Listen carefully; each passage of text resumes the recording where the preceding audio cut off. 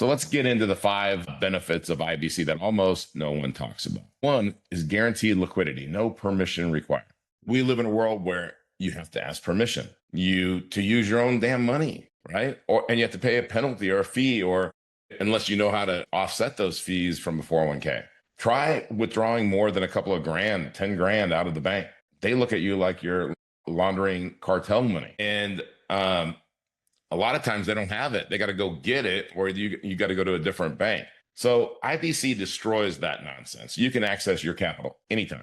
No questions asked, no credit check, no banker, no gatekeeper, just you, right? When opportunity knocks, you don't wait for approval, you write the check. Because control beats rate of return every single time, you are playing a different game than everyone else. I mean, here's an example. Business deal pops up. Most people have to scramble, liquidate stocks, or beg a banker for a loan. Me, I borrow against the cash value of my insurance contract and have it today or tomorrow. The money keeps growing. I fund the deal and I sleep like a baby. That's power. That's control. And Glenn says IBC clogs all the financial holes to have the money flow in the right direction. Exactly, Glenn. The flow of money. Motion is a law of God. Air has to flow in and out of our body or we die. Blood has to flow through our veins or we die. Money has to flow just like water or it becomes stagnant. And that means it's dying. But so liquidity without permission, access without fear, and freedom without friction. That is IBC, freedom, right? All right. So the second benefit, so that's the first thing that like people don't want to talk about, is opportunity stacking. Use the same dollar twice. Now, I don't even think people like to say that, but it's, IBC lets you use the same dollar in 2 different places. One, it's sitting in the account, growing, tax-free, guaranteed, uninterrupted. And 2, you get to use the insurance company's money, yes, for a cost, but a low cost compared to what you're going to go make at the same time. So while your money is sitting there, you borrow against it and you go buy cash flowing assets. Your money starts to earn, your money still earns interest while you use it. Where can you do that? It's not about what your money earns inside that account. It's about what your money does while it earns. Every dollar you should have a job and a side hustle. For every dollar you own, right?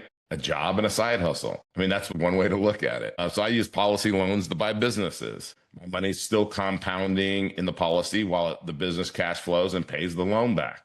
And I'm always shocked when I kind of go back and I do a little audit of where my policies are. And I'm like, well, wait a minute, I had a big loan on that policy.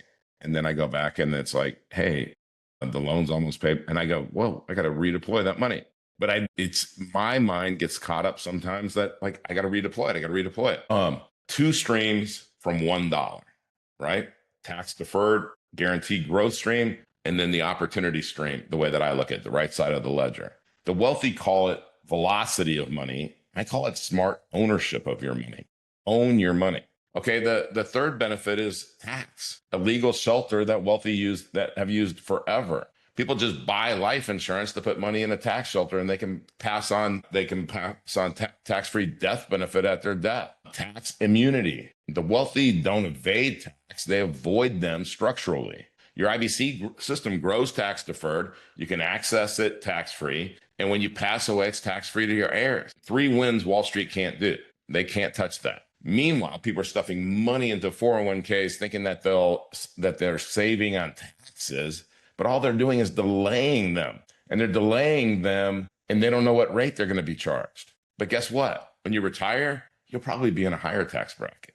Not what people said, well, you'll be in a lower tax bracket. Warren Buffett doesn't pay taxes. Why should you? The IBC system is the closest thing to tax invisible. That's how you play the long game. Be tax invisible. Again, let me say that without stuttering like crazy. The IBC system is the closest legal thing to being tax invisible. That's how you play the long game. All right. So the fourth benefit is the psychological edge, the owner mindset. Money isn't just math, it's psychological.